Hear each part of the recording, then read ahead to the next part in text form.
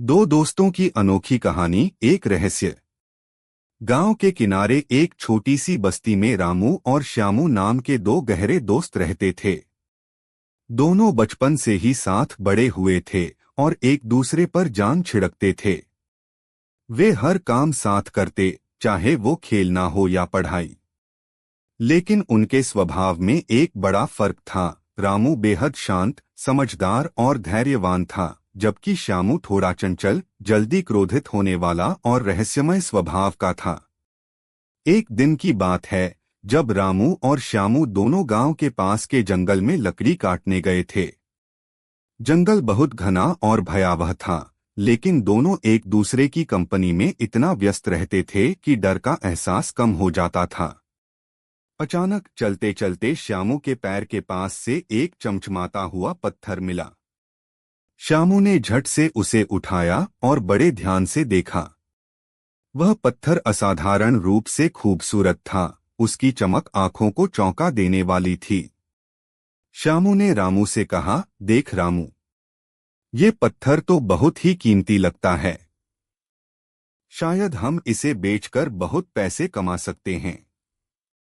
रामू ने पत्थर देखा, लेकिन उसे इस बात से कोई विशेष उत्साह नहीं हुआ। उसने श्यामू से कहा, दोस्त, हो सकता है कि यह पत्थर कीमती हो, लेकिन हमें इसे अपने पास रखने से पहले सोचना चाहिए। ये पत्थर यहाँ कैसे आया? कहीं ये किसी मुसीबत की निशानी तो नहीं? लेकिन श्यामू की आंखों में लालच की चमक थी। उसने रामू की बात को अनसुना करते हुए कहा, अरे, तुझे हमेशा डर लगा रहता है। हम इसे बेचकर अमीर बन जाएंगे और फिर हमें कोई चिंता नहीं करनी पड़ेगी। रामू ने सिर हिलाया और कहा, अगर तुम इसे रखना चाहते हो तो रख लो, लेकिन मुझे ये सही नहीं लगता। श्यामू ने पत्थर अपनी जेब में रख लिया और दोनों घर लौट आए। कुछ दिनों तक सब सामान्य रहा, लेकिन धीरे धीरे श्यामू का व्यवहार बदलने लगा। वह चिड़चिड़ा हो गया और अक्सर रामू से बिना वजह झगड़ने लगा। रामू ने कई बार उससे पूछा कि क्या हुआ है, पर श्यामू हर बार टाल देता। फिर एक रात अचानक गांव में श्यामू के घर से चीखें सुनाई देने लगीं। जब लोग वहां पहुंचे तो देखा कि श्यामू अपने कमरे में बुरी तरह से कांप रहा था।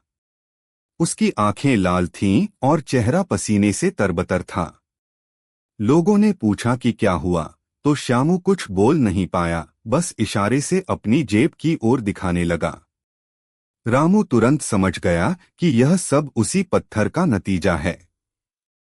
वह श्यामू के पास गया और उसकी जेब से पत्थर निकालने की कोशिश की, लेकिन श्यामू ने उसे रोक दिया। वह चिल्लाने लगा, नहीं, ये पत्थर मेरा है, मैं इसे किसी को नहीं दूंगा। रामू ने श्यामू को शांत करने की कोशिश की, लेकिन श्यामू की हालत बिगड़ती जा रही थी।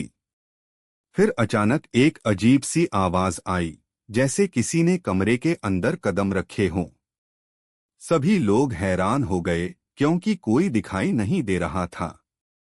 तभी कमरे की खिड़कियां अपने आप खुल गईं और एक ठंडी हवा अंदर आने लगी।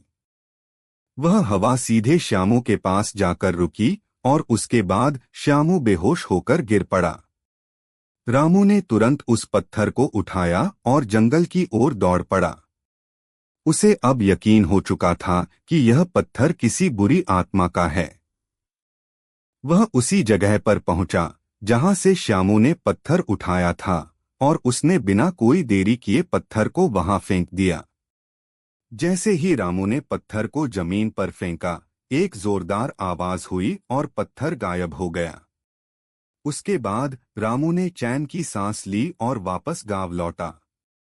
श्यामू अब धीरे धीरे ठीक हो रहा था, लेकिन उस रात के बाद वह पहले जैसा नहीं रहा। उसकी आंखों में अब हमेशा डर बना रहता था।